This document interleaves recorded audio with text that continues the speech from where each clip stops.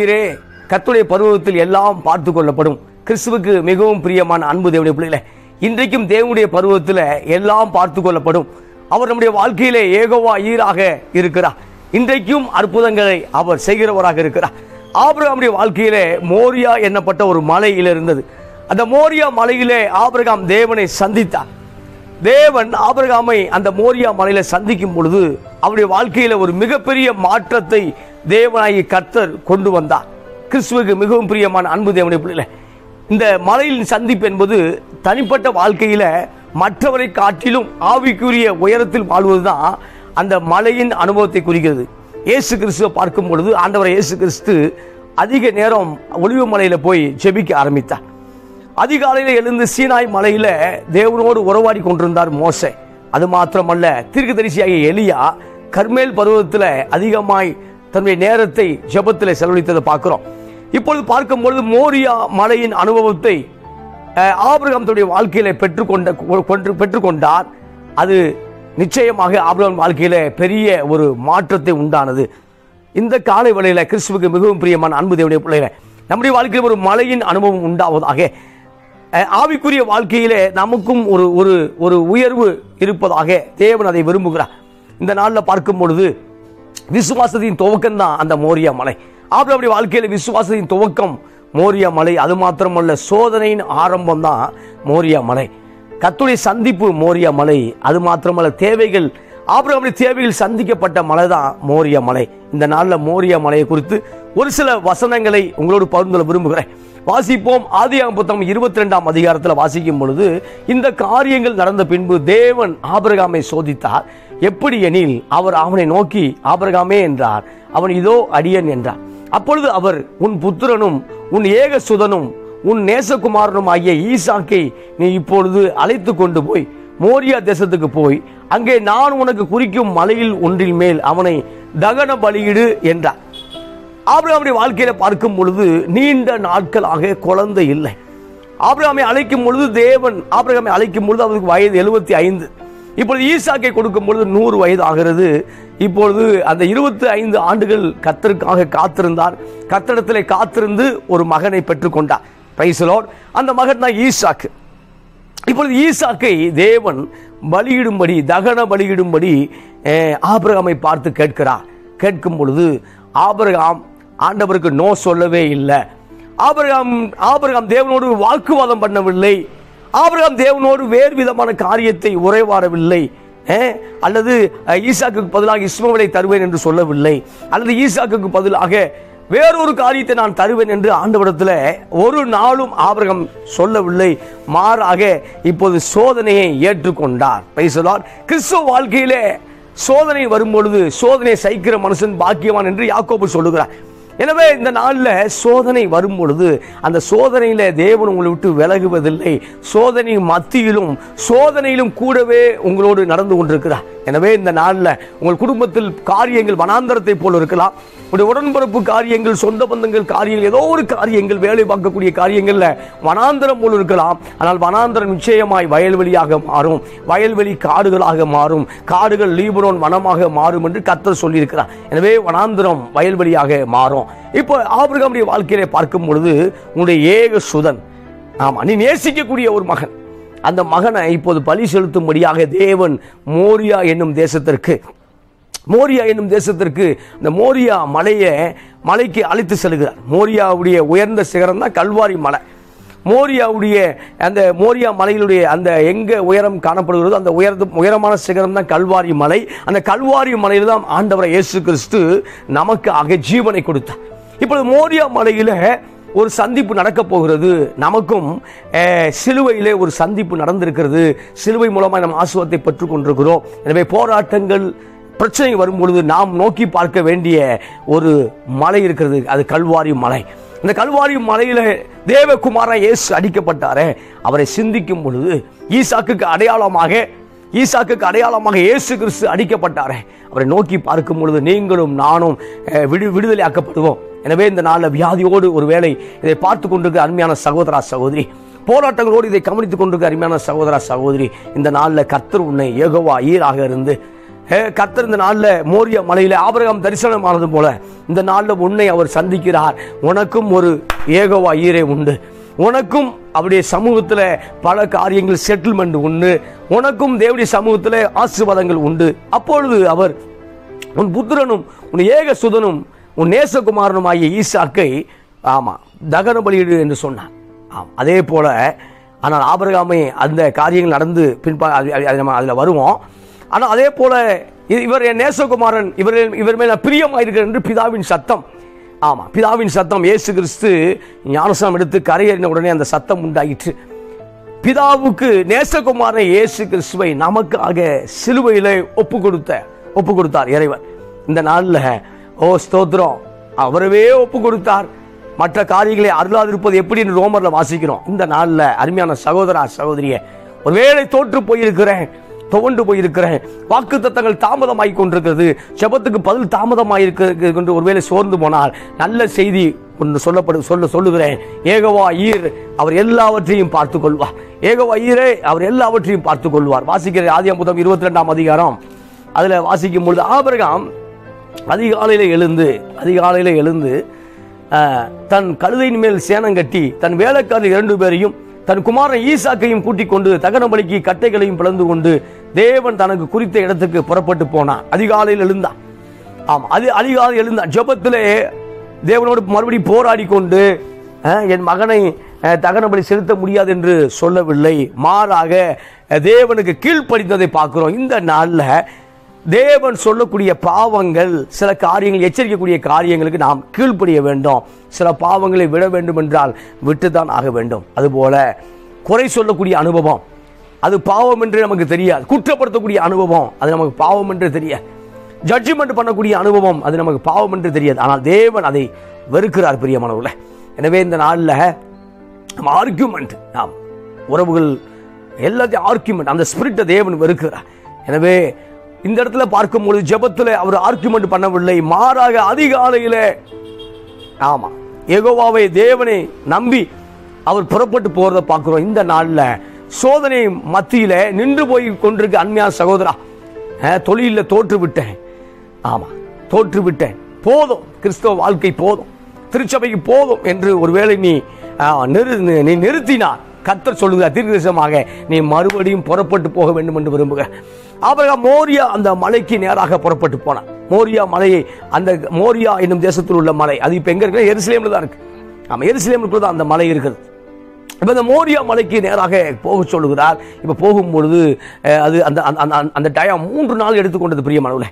3 நாட்கள் வரைக்கும் பிரயாணம். ஒரு நாள் பிரயாணம் என்பது 25 மைல். அப்போ ஒரு 75 100 கிலோமீட்டர் வரைக்கும் அவர் பிரயாணப்படுகிறார். அப்ப 3ஆம் நாளிலே ஆபிரகாம் தன் கண்களை ஏறெடுத்து பார்த்து தூரத்திலே அந்த இடத்தை கண்டான். ஏன்னா ஆபிரகாம் பெலிஸ்திய தேசத்திலே வாசம் பண்ணி கொண்டிருக்கிறார். இப்பொழுது மோரியா தேசம் என்பது எருசலேமை குறிக்கிறது. இப்பொழுது எருசலேமை சுற்றிலும் அந்த மோரியா மலை காணப்படுகிறது. இப்போ பார்க்கும்போது 3 நாட்கள் பிரயாணப்பட்டு, அந்த காலத்தில் கழுதையில மட்டும்தான் போக முடியும், அல்லது குதிரையில் பயணப்பட முடியும். வனாந்தரத்தில் ஒட்டகத்தை பயன்படுத்தினார்கள், அவ்வளவுதான். அப்ப அதிகமான சிசி கொண்ட வாகனங்கள்லாம் கிடையாது. இப்ப அதுல தான் போக முடியும். இப்ப போய் கொண்டிருக்கிறார்கள். போகும்பொழுது 3ஆம் நாளிலே ஆபிரகாம் 3ஆம் நாளில் ஆபிரகாம் தன் கண்களை ஏறெடுத்து பார்க்கும் பொழுது தூரத்தில் அந்த மலையை பார்த்தார். Praise Lord. இந்த நாளில் அவருக்காக நீங்கள் நம்பும் பொழுது, அவரை நம்பும் பொழுது தூரத்தில் அந்த வாக்கு தத்தம் தூரத்தில் தெரிவதை போல இருக்கலாம், நிச்சயமாக வாக்கு தத்தத்தை நீங்கள் எட்டி பிடிப்பீர்கள். Price the Lord. எனவே கர்த்தர் சொன்ன வாக்கு தத்தங்கள் தூரமாக இருக்கிறதோ, அருமையான சகோதரியே, கர்த்தர் சொன்ன வாக்கு தத்தங்கள் தூரமாக இருக்கிறதோ, நிச்சயமாக அந்த வாக்கு தத்தத்தை நீங்கள் பிடிப்பீர்கள். வாக்கு தத்தங்கள் நிச்சயமாகவே பலிக்கும். அதுல தூரமாக இருக்கிறது. இப்பொழுது 22ஆம் அதிகாரம் 5 சொல்லும் பொழுது, அப்பொழுது ஆபிரகாம் தன் வேலைக்காரரை நோக்கி, நீங்கள் கழுதையை நிறுத்தி இங்கே காத்திருங்கள், நானும் பிள்ளையாண்டானும் அவ்விடம் மட்டும் போய் தொழுது கொண்டு உங்களிடத்தில் திரும்பி வருவோம் என்றார். இப்ப நாங்கள் தொழுகைக்கு நேராக போகிறோம். பிரச்சனை வரும் பொழுது, சோதனை வரும் பொழுது ஜெபத்துக்கு நேராக கடந்து செல்கிறோம். போராட்டங்கள் வரும் பொழுது தேவாலயத்தில் போய் நாங்கள் ஜெபிக்க போகிறோம். பிரச்சனை போராட்டம் வரும்போது சினிமா தியேட்டரை போகவில்லை, சினிமா தியேட்டரை போகவில்லை. போராட்டங்கள் வரும்பொழுது ஏதோ உட்கார்ந்து வெட்டி பேச்சுகளை பேசவில்லை, மாறாக இப்பொழுது தொழுகை செய்ய போகிறோம், தொழ போகிறோம். வானத்தையும் பூமி உண்டாக்கின கர்த்தரை உதவி செய்யும்படி, உதவி வரும்படி, உதவி கிடைக்கும்படியாக தொழுக போகிறோம் என்று சொல்லி அந்த தொழுகைக்கு நேராக ஆயத்தமாக்கினது போல இந்த காலை வேளையில நம்முடைய வாழ்க்கையில் ஒரு தொழுகை அவசியமாக இருக்கிறது. நாம் பரிசுத்த உள்ளத்தோடு அவரை தொழுது கொள்ளுங்கள் என்று சங்கீதக்காரன் தாவீது சொல்லியிருக்கிறாரே, நாம் அவரை தொழுது கொள்ளும்படி இந்த நாளில் உங்கள் உள்ளம் ஆயத்தமாக இருப்பதாக. ஒவ்வொரு வாரமும் சண்டே மிஸ் பண்ணக்கூடாது. எதை மிஸ் பண்ணினாலும் ஆராதனை மிஸ் பண்ணக்கூடாது. ஆராதனையில் தான் தேவன் உங்களோடு உறவாட முடியும், தேவன் உங்களோடு பேச முடியும். எனவே தொழுகையை ஒரு நாளும் ஆபிரகாம், ஈசாக்கோ, யாக்கோபோ கோத்திர பிதாக்களோ தொழுகையை அவர்கள் மிஸ் பண்ணவே இல்லை. எங்கு போனாலும் அந்த இடத்துல ஒரு பலிபீடத்தை கட்டி யாவே தொழுது கொண்டதை என்ன செய்யறோம் பார்க்கிறோம். இப்பொழுது விசுவாசமான பேச்சு என்ன பேச்சுன்னா, நானும் என் பிள்ளை ஆண்டானும் அவ்விடம் போய் தொழுது கொண்டு வருகிறோம். தொழுது கொண்டு வருவோம், வர்றேன்னு சொல்லல, வருவோம் என்று சொல்லுவதை பார்க்கிற பன்மையை குறிக்குது. இப்ப விசுவாசமான பேச்சு என்ன பேச்சு அப்படின்னா, நாங்கள் அங்கே போய் திரும்பி என் மகனோடு வருவோம் என்கிற விசுவாசமான வார்த்தையை பேசினார். Price the Lord. எனவே இந்த வியாதிலிருந்து மறிக்க மாட்டேன் பிரதர், மருத்துவமனைக்கும் எனக்கும் தான் அப்படியே போயிட்டு இருக்கு, அப்ப மாத்திரையோடு வாழ்ந்து கொண்டிருக்கிறேன், இப்பெல்லாம் பேசாதபடிக்கு இல்ல, இன்றைக்கும் கர்த்தர் குணமாக்குகிறார். கழுகுக்கு சமணமாய் என் வயது திரும்ப வாலிப வயது ஆகும் என்று எழுதப்பட்டிருக்கிறதே. அவரின் அக்கிரமங்கள் எல்லாம் மன்னித்து நோய்களை குணமாக்கி, சங்கீதம் 103 வாசிக்கிறோம்.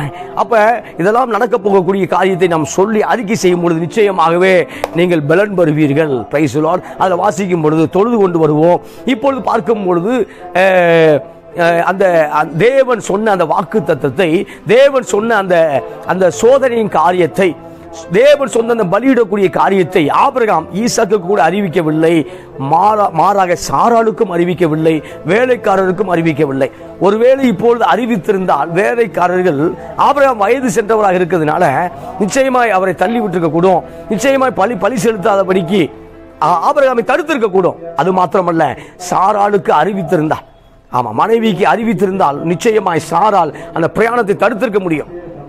ஏனென்றால் பல ஆண்டுகள் காத்திருந்து சாரால் தேவனுக்காய் காத்திருந்து, பல ஆண்டுகள் காத்திருந்து, வாக்குத்தத்தங்களை காத்திருந்து பெற்ற ஒரே ஒரு மகன். ஒரே ஒரு மகன். அந்த மகன் பலி செலுத்துவதற்கு நிச்சயமா சாரால் அனுமதிக்க மாட்டார். எனவே ஆபிரகாம் சாராளுக்கு மறைத்ததை பார்க்கிறோம். பிரியமானவர்களே, சில காரியங்கள் வாக்குத்தத்தங்கள் நிறைவேற வேண்டும் என்றால் எல்லோரிடத்திலும் சில காரியங்களை தேவன் பேசிய காரியத்தை எல்லாம் சொல்ல முடியும். சொல்லிக்கொண்டே போனால் அந்த உலகம் நிச்சயமா நம்பாது, சில காரியங்கள் நம்புவதற்கு வாய்ப்பு இல்லை. எனவே தேவன் உங்களுக்கு மட்டும் சொன்ன காரியத்தை அது அப்படியே நடக்கும் பொழுது நிச்சயமாய் அந்த ஆசீர்வாதத்தை நீங்கள் பெற்றுக் கொள்வீர்கள். இப்ப பார்க்கும் பொழுது ஆபிரகாம் என்ன செய்றார் அப்படின்னா, தேவன் சொன்ன காரியத்தை யாருக்கும் அறிவிக்கவில்லை. தேவன் சொன்ன அந்த வாக்குத்தத்த காரியங்களை, தேவன் உயர்த்துவேன் என்று சொன்ன காரியங்கள், சில காரியங்களை யாரிடத்திலும் ஷேர் பண்ணவே இல்லை, மாறாக மறைத்து வைத்ததை பார்க்கிறோம். புதிய ஏற்பாட்டில் சொல்லும் பொழுது மரியாள் சில காரியத்தை, அந்த சங்கதியெல்லாம் மரியாள் தன்னுடைய இருதயத்தில் வைத்தாள் என்று எழுதப்பட்டதை பார்க்கிறோம். அன்னை மரியாள் இயேசுவை குறித்து சொல்லப்பட்ட காரியங்களை இருதயத்தில் வைத்தார்கள். எனவே இந்த நாளில் வாக்கு தத்தங்களை சொல்லி அதை வெளியே சொல்லிக்கிட்டே இருக்க வேண்டாம். உங்களை உண்டாக்கினவருக்கு சொன்ன அந்த வாக்கு தத்தம் உங்களை உண்டாக்கினவருக்கும் உங்களுக்கும் தெரிந்தால் போதுமானது. நிச்சயமாக வாக்கு தத்தம் நிறைவேறும் பொழுது இந்த உலகம் பார்த்தால் போதுமானது. இப்ப சொல்லும் பொழுது ஆபிரகாமுக்கு ஒரு கேள்வி கொடுக்கப்படுது. 6ஆம் வசனம், 22ஆம் அதிகாரம் 6ஆம் வசனம். ஆபிரகாம் தகனம் பலிக்கு கட்டைகளை எடுத்து தன் குமாரனாய் ஈசாக்கின் மேல் வைத்து தன் கையில நெருப்பையும் கத்தியையும் எடுத்துக்கொண்டான். இருவரும் கூடி போனார்கள். 2 பேரும் ஒண்ணு போல போறாங்க.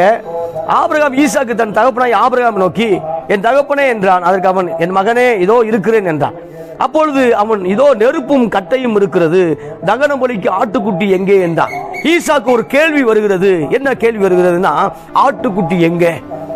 கையில கட்டை இருக்கிறது, நெருப்பு இருக்கிறது, கட்டை இருக்கிறது, இப்பொழுது ஆட்டுக்குட்டி எங்க? Price the Lord. வாக்குத்தத்தம் இருக்கிறது, ஆனால் வசதி வாய்ப்புகள் எங்க? வாக்குத்தத்தம் இருக்கிறது, ஆசீர்வாதங்கள் எங்க? வாக்குத்தத்தம் இருக்கிறது, ஆனால் பிள்ளை எங்கே? வாக்குத்தத்தம் இருக்கிறது, செல்வ செழிப்பு எங்கே என்று ஒருவேளை நீங்கள் கேட்டுக்கொண்டிருந்தால் அதற்கு ஆபிரகாம் சொன்ன பதில் என்ன? சொன்ன பதில்னா, ஆபிரகாம் என்ன சொல்றார் அப்படின்னா, அதற்கு ஆபிரகாம், என் மகனே, தேவன் தமக்கு தகனம் பலிக்கான ஆட்டுக்குட்டியை பார்த்துக் கொள்வார் என்றான். அப்புறம் இருவரும் கூடி போய் அப்படி அந்த கண்டினியூ ஆகுது. இப்ப சொல்லும் பொழுது அந்த இடத்துல ஆபிரகாம் விசுவாசமான வார்த்தையை பேசுகிறார். அதனால்தான் விசுவாசத்துக்கு தகப்பனானான் என்று எழுதப்பட்டிருக்கிறத பார்க்கிறோம். அந்த இடத்திலும் விசுவாசமான வார்த்தை, அந்த இடத்திலும் விசுவாசமான காரியத்தை ஆபிரகாம் பேசிக் கொண்டிருக்கிற பிரியமானவர்களே. எனவே இந்த நாள்ல நீங்கள் எங்கு இருந்தாலும் விசுவாசமான வார்த்தையை பேச உங்க வாய்க்கு ஒப்பு கொடுங்க, உங்க நாக்குக்கு ஒப்பு கொடுங்க. விசுவாசமான வார்த்தையை பேசும் பொழுது அந்த இடத்துல அந்த கிளைமேட் மாறும். விசுவாசமான வார்த்தையை பேசும்போது வெதர் மாறும். விசுவாசமான வார்த்தைகள் பேசும்போது அந்த இடத்துல பிசாசுக்கு வேலை இல்லாமல் போகும். விசுவாசமான வார்த்தைகள் பேசும்போது கர்த்தர் தம்முடைய தூதனை அனுப்புவார். தன்னுடைய தூதர்கள் வந்து உங்களுக்கு உதவி செய்யும்படியாக காரியம் மாறுதலாக முடியும். Price the Lord. எனவே இந்த இடத்துல வாசிக்கும் பொழுது ஆபிரகாமுடைய வாழ்க்கையில அந்த விசுவாச பகுதியை நாம் கற்றுக்கொள்ள வேண்டும். ஆபிரகாமுடைய வாழ்க்கையில பார்க்கும்போது அந்த சோதனை ஓட்டம் அந்த சோதனை ஓட்டத்தில் ஆபிரகாம் எப்படி ஜெயித்தார் என்பதை நாம் பார்த்து நாமும் சோதனை ஓட்டத்தை கற்றுக்கொள்ள வேண்டும். ஆமா, அந்த 3 நாள் பிரயாணப்பட்டு இந்த மோரியா மலையை சந்திக்கிறார். அந்த 3 நாள் வரையும் அவனுடைய உள்ளம், ஆபிரகாமுடைய உள்ளம் எவ்வளவு உடைஞ்சிருக்கும், எவ்வளவு சுக்கு ஆயிருக்கும். ஏன்னா 3 நாளுக்கு அப்புறம் என் மகனை பார்க்க மாட்டனோ என்கிற அந்த எண்ணத்திலே, அந்த சிந்தையிலே ஆபிரகாம் பிரயாணத்தை நிறுத்தி இருக்கலாம் அல்லது திரும்பி போயிருக்கலாம். மறுபடியும் அந்த எங்கிருந்து ஆரம்பிக்கப்பட்டதோ அந்த பிரயாணத்தை திரும்பி போயிருக்கலாம். ஆனால் திரும்பி போகவில்லை. காரணம் என்னவென்றால், உன் சந்ததியை பெருக பண்ணுவேன் சொன்ன கர்த்தர் நிச்சயமாக ஈசாக்கு இருக்காரோ இல்லையோ என் சந்ததியை பெருக பண்ண வாய்ப்பு இருக்கிறது என்று ஆபிரகாம் நம்பினார். இந்த கால வேளையில, இந்த நாள்ல தேவன் உங்களுக்கு சொல்லக்கூடிய வார்த்தை என்னவென்றால், அவருடைய வார்த்தை நிச்சயம் தரையில விழாது. அவருடைய வார்த்தை நிச்சயமாய் உங்கள் மேல அவருடைய உபதேசம் பணியை போல இறங்கும். அவர் உங்களுக்காக யாவையும் செய்து முடிப்பார். அவர் பேர் யாவே, யாவையும் அவர் உங்களுக்காக செய்து முடிப்பார். இங்கு சொல்லும் பொழுது அப்பையும் பலிக்கு ஆடுகள் எங்கே, கட்டை இருக்கிறது, ஆமா நெருப்பு இருக்கிறது, ஆமா நெருப்பு இருக்கிறது, கட்டை எங்கே, கட்டை இருக்கிறது, ஆட்டுக்குட்டி எங்கன்னு சொல்லுவேன். அப்பையும் விசுவாசமான வார்த்தை கர்த்தரிடத்துல பார்த்து கொள்ளப்படும். அந்த வார்த்தையை கர்த்தர் கனம் பண்ணினார். அந்த வார்த்தையை கர்த்தர் அங்கீகரித்தார். அந்த வார்த்தையை கர்த்தர் ஆசீர்வதித்தார். ஆமா, வசனம் தான் அந்த உங்க வாழ்க்கையை மாற்றுகிறது. விசுவாசமான வார்த்தை தான் நிச்சயம் அந்த இடத்துல காரியங்களை உருவாக்குகிறது. இப்ப பார்க்கும்பொழுது பின்பு ஆபிரகாம், ஆமா ஆமா தேவன் அவனுக்கு சொல்லி இருந்த 22ஆம் அதிகாரம் 9 ஆதியாகமம் 22ஆம் அதிகாரம் 9 தேவன் அவனுக்கு சொல்லி இருந்த இடத்துக்கு வந்தார்கள். அங்கே ஆபிரகாம் ஒரு பலிபீடத்தை உண்டாக்கி கட்டைகளை அடுக்கி தன் குமாரனாய் ஈசாக்கை கட்டி அந்த பலிபீடத்தில் அடுக்கிய கட்டைகள் மேல் அவனை கிடத்தினான். இப்ப பார்க்கும் பொழுது அங்க ஒரு பலிபீடத்தை உண்டாக்குகிறார்கள். அந்த பலிபீடத்துக்கு மேலாக தன்னுடைய கட்டைகளை அடுக்கி வைக்கிறார்கள். அடுக்கி வைக்கக்கூடிய கட்டைகள் மேலே தன்னுடைய மகனை கிடத்துகிறார். மகனை கைகால கடத்தி வைக்கிறத பார்க்கிறோம். அப்பொழுது ஆபிரகாமுடைய உள்ளம் பயங்கரமாய் பாதிக்கப்பட்டிருக்கும். ஆனால் தேவன் மேல் உள்ள விசுவாசம், தேவன் மேல் உள்ள நம்பிக்கையினால ஆபிரகாம் அதை செய்ய துணிகிறார். ஆமா, நம்முடைய தெய்வம் நரபலி வாங்கக்கூடியவர் அல்ல. ஆமா, நரபலி வாங்கக்கூடிய தெய்வம் அல்ல. இந்த இடத்துல ஆபிரகாமை நமக்கு தகப்பனாக ஆக்குவதற்கு ஆபிரகாமுக்கு தகுதி இருக்கா இல்லையா என்று பார்க்கிறதுக்காக இந்த இடத்துல சோதனை ஓட்டமாக அமைந்தது. பிரியமானவர்களே, இப்பொழுது ஈசாக்கு தகப்பனுக்கு எதிர்த்து நிற்கவில்லை. வயதான தகப்பன் தானே. அப்பொழுது ஆபிரகாமை தள்ளிவிட்டு ஏதோ ஒரு இடத்துல ஆபிரகாமை காலி பண்ணிருக்கலாமே. இல்ல, ஈசாக்கு எப்படி தேவகுமாரனாய் இயேசு கிறிஸ்து பிதாவுடைய சித்தத்தெல்லாம் நிறைவேற்றும்படி சிலுவைக்கு வந்தாரோ அதே போல ஈசாக்கு முழுவதுமாக ஒப்பு கொடுத்ததை பார்க்கிறோம். இந்த நாள்ல ஈசாக்கு எப்படி முழுவதுமாய் ஆபிரகாமுக்கும் முழுவதுமாய் தேவனுக்கும் கீழ்ப்படிந்தது போல இந்த நாள்ல நாம் முழுவதுமாய் பரிசுத்த ஆவிக்கும் முழுவதுமாய் பிதாவாய் தேவனுக்கும் கிறிஸ்துவுக்கும் கீழ்ப்படியும் பொழுது நிச்சயமாய் ஆசீர்வாதத்தை பெற்றுக்கொள்ள முடியும். பிரைஸ் சொல்ல கையை ஊர்த்தி ஆமென் சொல்லலாமா? ஆமென். தேவன் கொடுத்த நல்ல சத்தியத்துக்காய் ஆமென் சொல்லலாமா? ஆமென். இப்ப பார்க்கும் பொழுது அவனை கடத்தி ஆயிடுச்சு. அதே 22ஆம் அதிகாரம் 10 வாசிக்கும் பொழுது, ஆமா, பின்பு ஆபிரகாம் தன் குமாரனை வெட்டும்படி தன் கைகளை நீட்ட கத்தி எடுத்ததை பார்க்கிறோம். கத்தி எடுக்கும் வரைக்கும் என்ன ஒரு துணிச்சல் பாருங்களேன். கத்தி எடுத்தாயிருச்சு. ஆனா கத்தி எடுத்து ஆக்ஷன் காமிக்கவே இல்லை. குத்தவா வேண்டாமான்னு யோசிக்கவே இல்லை. கத்தி எடுத்து குத்த போகும்பொழுதுதான் கர்த்தருடைய தூதனார், அப்பொழுது கர்த்தருடைய தூதனானவர் வானத்திலிருந்து ஆபிரகாமே ஆபிரகாமே என்று கூப்பிட்டார். 2 முறை கூப்பிடுறார். ஆமா, ஏன்னா வயதாகி விட்டது. ஒரு முறை கூட்டா காது கேட்கறதில்லை. 2 முறை அவருக்கு சத்தமாய் கூப்பிடுகிறார். அவன் இதோ அடியேன் என்றான். அப்பொழுது அவர் பிள்ளையாண்டான் மேல் உன் கைகளை போடாதே, அவனுக்கு ஒன்றும் செய்யாதே, நீ அவனை உன் புத்திரன் என்றும் உன் ஏகசுதன் என்றும் பாராமல் எனக்காக ஒப்பு கொடுத்தபடியினால் நீ தேவனுக்கு பயப்படுவர் என்று இப்பொழுது அறிந்திருக்கிறேன் என்றான். ஆமா, இப்பொழுது அறிந்திருக்கிறேன். நீ தேவனுக்கு பயப்படுவர் எப்பொழுது? சோதனையை ஜெயிக்கும் பொழுது, போராட்டங்களை ஜெயிக்கும் பொழுது, அவமானங்களை ஜெயிக்கும் பொழுது தேவன் சொன்ன வார்த்தை என்னவென்றால், இப்பொழுது அறிந்திருக்கிறேன். Price the Lord. எனவே தேவனுக்காக நீங்கள் துணிச்சலாக இறங்கும் பொழுது, தேவனுக்காக சில காரியங்களை விடும் பொழுது, தேவனுக்காக நண்பர்களோ உறவுகளோ தேவனுக்காக சில காரியங்களை நீங்கள் பகைத்து வெளியேறும் பொழுது, நிச்சயமாய் தேவன் உங்களுக்கு என்று வாக்குத்தத்தத்தை கொடுத்த வாக்குத்தை நிச்சயமாய் நிறைவேற்றுவார். அப்ப சொல்லும் பொழுது அவர் சொல்றாரு, நீ தேவனுக்கு பயப்படுகிறவன், ஒரு ஏக சுதன் பார்க்கல, நீ நேசிக்கூடிய மகனும் பார்க்கல, நீ தேவனுக்கு பயப்படுகிற இப்பொழுது அறிந்திருக்க. எப்பொழுது அறிந்திருக்கிற என்றால் 100 வயதுக்கு அப்புறம் ஒரு போராட்டம் வருகிறது, 100 வயதுக்கு அப்புறம் ஒரு சோதனை வருகிறது. அந்த சோதனை சொல்ல இப்பொழுது அறிந்திருக்கிறேன். Price the Lord. இப்போ பார்க்கும்போது ஆபிரகாம் தன் கண்களை ஏறெடுத்து பார்க்கிறார். நம்ம வானத்திலிருந்து தேவன் கர்த்தர் தூதனானவர், இந்த கர்த்தர் தூதனானவர் என்று வர இடத்துல தான் ஆண்டவர் இயேசு கிறிஸ்துவை குறிக்குது. ஆமாம், தூதன் அப்படின்னா ஏஞ்சல்ஸ். இப்போ தூதனானவர் என்பது இயேசு கிறிஸ்துவை குறிக்குது. இப்போ தூதனானவர் இயேசு கிறிஸ்து அந்த கூப்பிட்டு ஆமாம் நிப்பாட்டுறார். ஆமாம், ஹோல்டு பண்ணுறார்.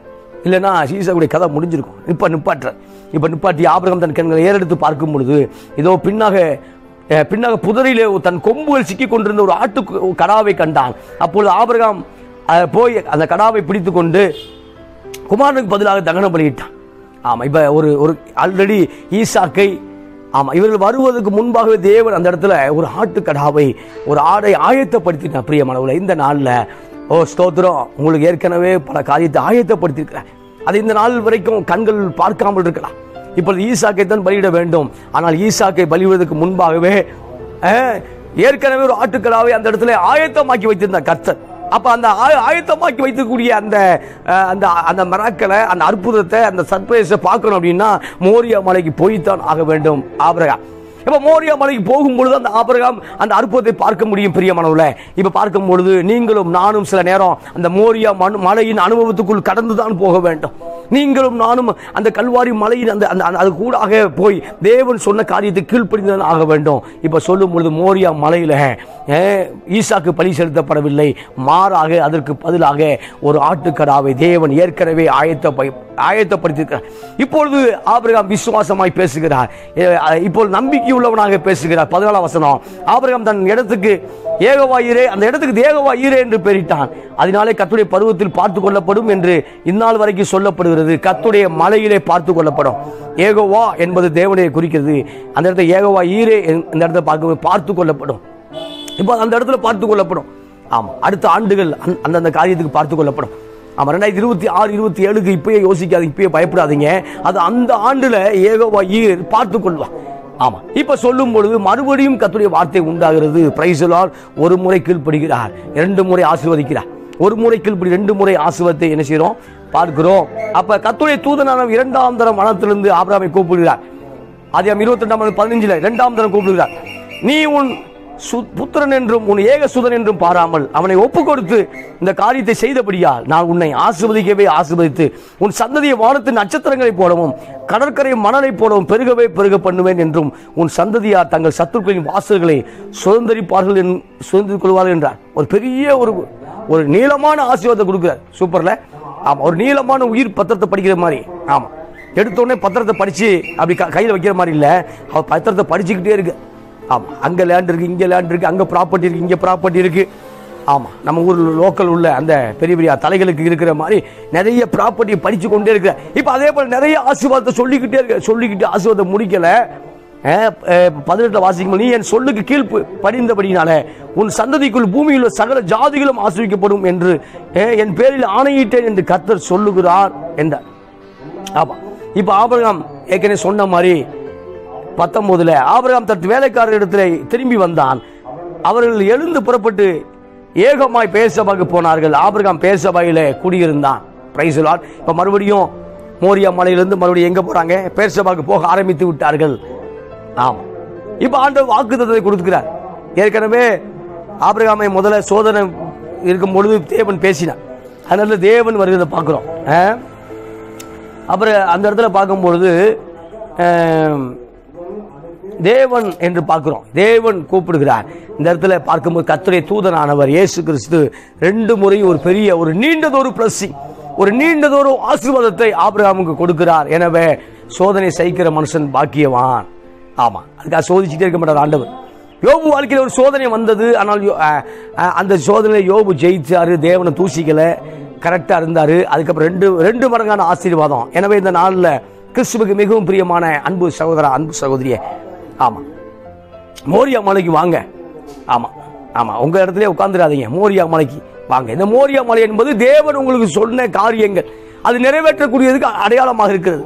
மோரியா மலை என்பது கர்த்தருடைய பருவத்தில் எல்லாம் பார்த்து கொள்ளப்படும் என்கிற விசுவாசத்தை துவக்கமாக இருக்கிறது. இந்த மோரியா மலை என்பது தேவன் எனக்காக சில காரியத்தை சந்திக்க போகிறார், அந்த இடத்துல கர்த்தர் என்னை சந்திப்பார் என்பதற்கு மோரியா மலை அடையாளமாக இருக்கிறது. அது மாத்திரமல்ல, மோரியா மலை என்பது அங்க வச்சு என்ன ஒரு பிளஸ் பண்ண போறார், அங்க வச்சு என்ன ஒரு ஆசீர்வதிக்க போகிறார், அங்க ஒரு ஆசீர்வாதத்தின் உச்சத்தை நான் பெற்றுக்கொள்ள போகிறேன் என்பதுதான் மோரியா மலையாக இருக்கிறது. பிற்பாடு அந்த மலையில தான் சாலமோன் தேவனுடைய ஆலயத்தை கட்டினார்.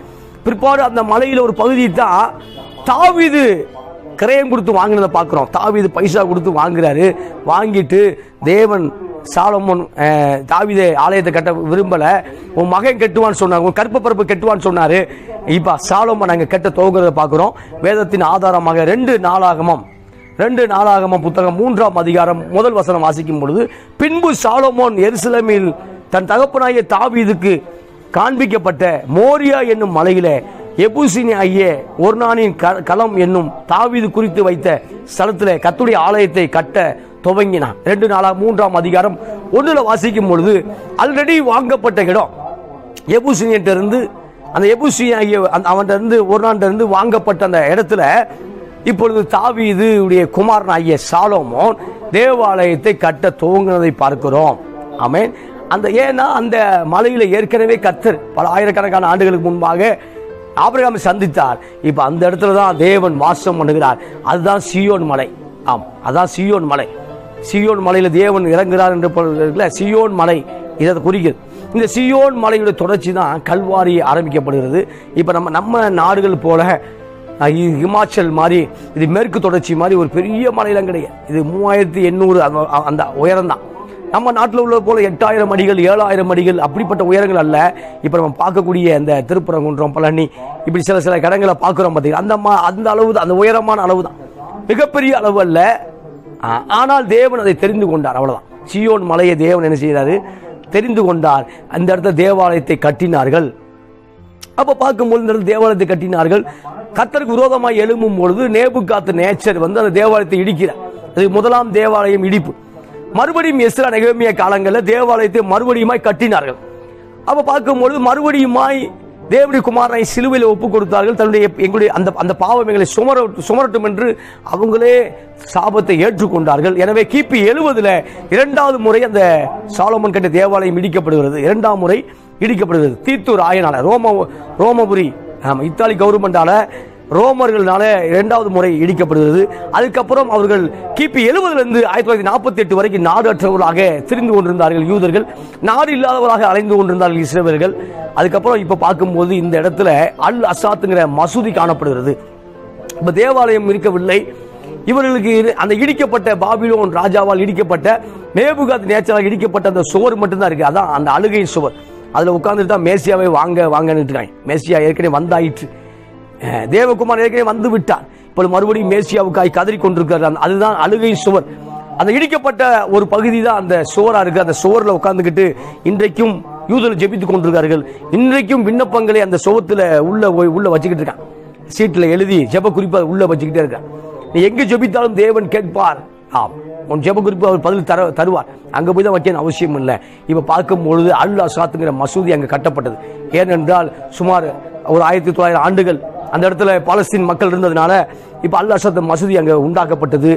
மறுபடியும் அந்த மசூதி இருந்த இடத்துல எப்பொழுது தேவாலயம் வருமோ, எப்போ அந்த இடத்துல அந்த இருக்கக்கூடிய இடத்துல மறுபடியும் எப்பொழுது யூதர்கள் தேவாலயத்தை கட்டுவார்களோ அப்பொழுதுதான் ஆண்டவர் இயேசு கிறிஸ்து வருகை இருக்கும். பிரியமானவர்களே, அப்பொழுது தேவனுடைய அந்த வருகை இருக்கும்.